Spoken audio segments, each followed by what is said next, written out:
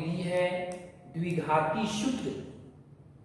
देखिए, द्विघाती सूत्र से आप किसी भी द्विघात समीकरण का मूल निकाल सकते हैं। द्विघाती समीकरण नहीं, द्विघात बहुपद का भी। आप लोगों को, बहुत लोगों को गुणनखंड विधि से मूल निकालने में दिक्कत होता था, शून्यक निकालने में दिक्कत होता था, एक्सरसाइज 2 में भी।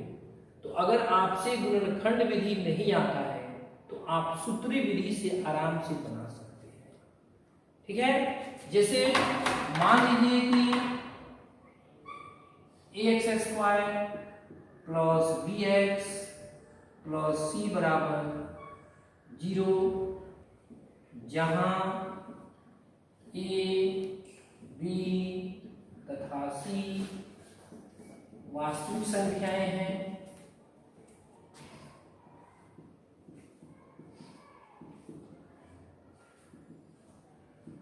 और a 0 के बराबर नहीं है। इसका मूल निकालना हो द्विघाती सूत्र विधि से, या द्विघाती सूत्र को श्री धारा चार्ज का भी सूत्र बोलते हैं। तो ये सूत्र होता है x = -b plus minus √√ b² minus 4ac/2a। यही सूत्र है। इसी सूत्र से आप किसी भी द्विघात समीकरण या द्विघात बहुपद का शून्यक या समीकरण का मूल निकाल सकते हैं। एक बात और आप ध्यान देंगे, ये प्लस माइनस रूट देख के आप घबरा जाते हैं।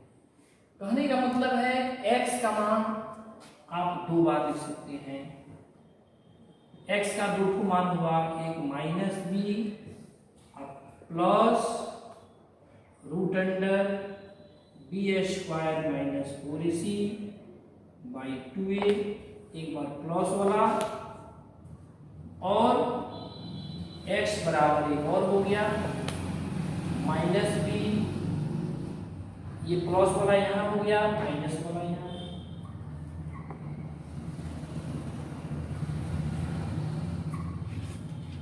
ये हो गया। लेकिन देखो, आपको इसके पहले वाले क्लास में मैं जब बेसिक बताया था तो b² माइनस 4ac बराबर d लिखा था, विवेचक।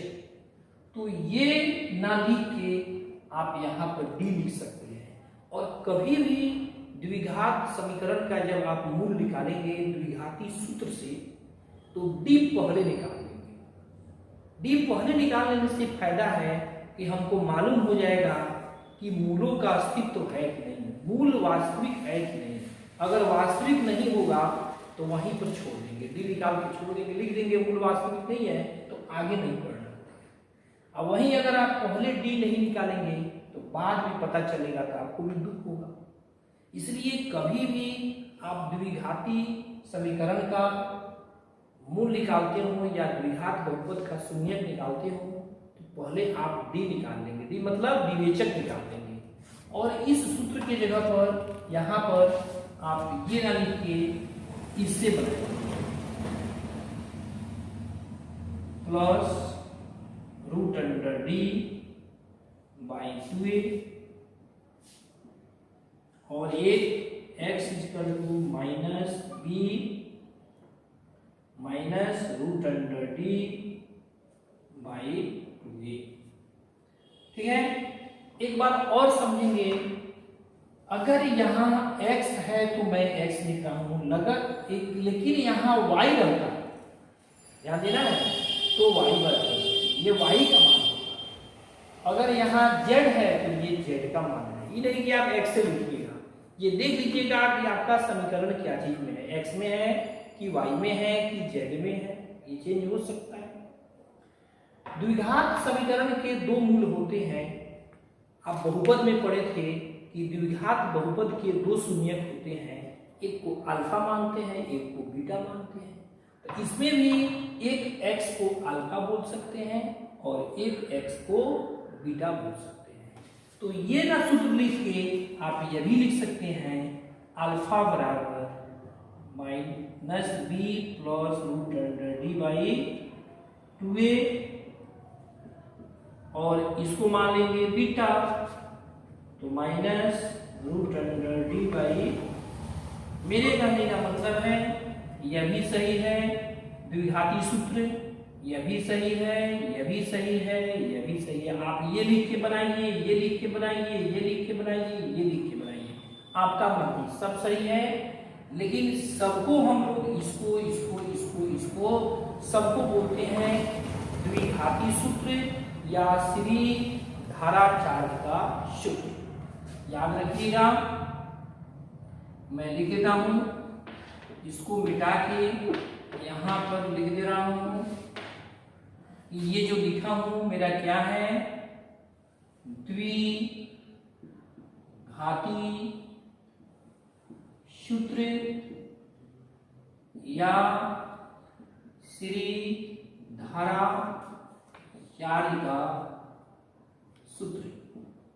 कभी भी एग्जाम में पूछेगा कि निम्नलिखित में कौन द्विघाती सूत्र है, तो यह होगा तो इस पर लगाइएगा, ये होगा तो इस पर लगाइएगा, यह भी सही है, यह भी सही है, सभी होगा तो सभी पर लगाइएगा। अब मैं एक क्वेश्चन आपको एक्सरसाइज 4.3 का पहला नहीं दूसरा का पहला बना रहा हूं। तो देखिए आप एक्सरसाइज 4.3 का जो क्वेश्चन नंबर 2 है ना, उसमें बोला है कि ऊपर जो क्वेश्चन नंबर 1 दिए गए हैं उसका मूल जो है आप द्विघाती सूत्र से निकालिए। अभी क्वेश्चन नंबर 1 नहीं बता रहा हूं, क्वेश्चन नंबर 1 में बोला है पूर्ण वर्ग विधि से बनाना है मूल, अभी मैं बताया हूं द्विघाती सूत्र। तो क्वेश्चन नंबर 2 में बोला है जितना एक का क्वेश्चन है सबको द्विघाती सूत्र से बनाना है। तो एक का एक नहीं बोलेंगे हम लोग, एक्सरसाइज 4.3 के 2 का 1 बोलेंगे, ठीक है। तो 2 का 1 हो गया 2x² माइनस 7x प्लस 3 = 0।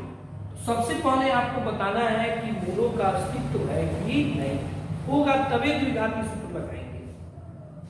तो a बराबर देख लीजिए 2 है, b बराबर -7 है और c बराबर 3 है। तो d निकालिए,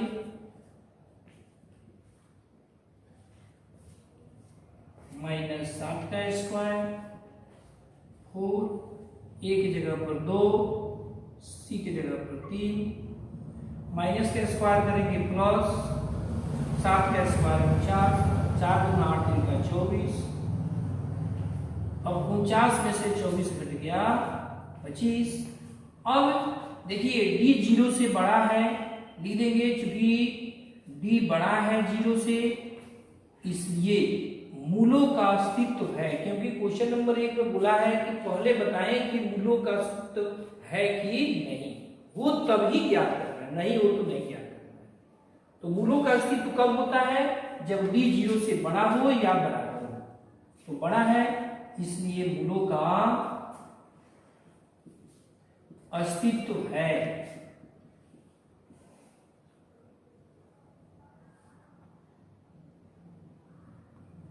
मूलों का अस्तित्व है।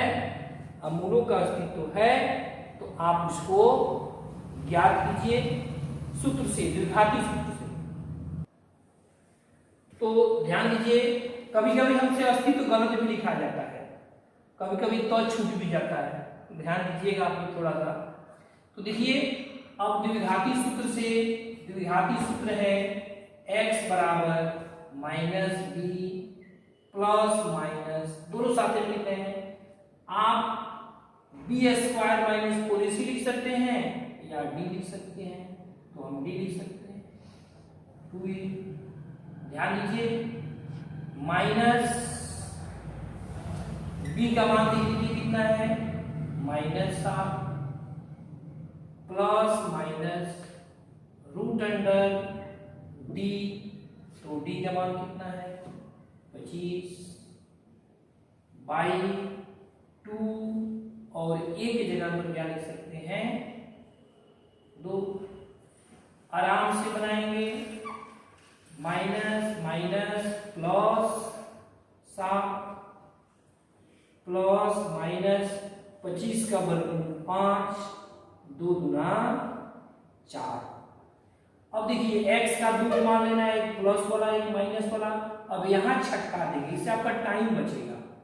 एक बार प्लस वाला, आगे प्लस नहीं लिखेंगे, 7 प्लस 5/4, हाँ एक ले लेंगे 7 माइनस 5/4। समझ में आ रहा होगा आप लोगों को। अब 7 5 12/4 और 7 में से 5 गया 2/2, नीचे हो गया 4। अब घटा लेंगे, 4 किया 12, 2 एकम 2, 2 दूना 4 हो गया, मूल निकल गया। कोई कहीं रह सकता है, इधर उधर कोई बात नहीं है, ठीक है। अब देखिए आप चाहेंगे ना तो एक्सरसाइज 2.2 में जो शून्य निकालने के लिए दिया है, इस मेथड से भी आप निकाल सकते हैं, ठीक है। अब मैं अगले वीडियो में आगे का क्वेश्चन बताऊंगा।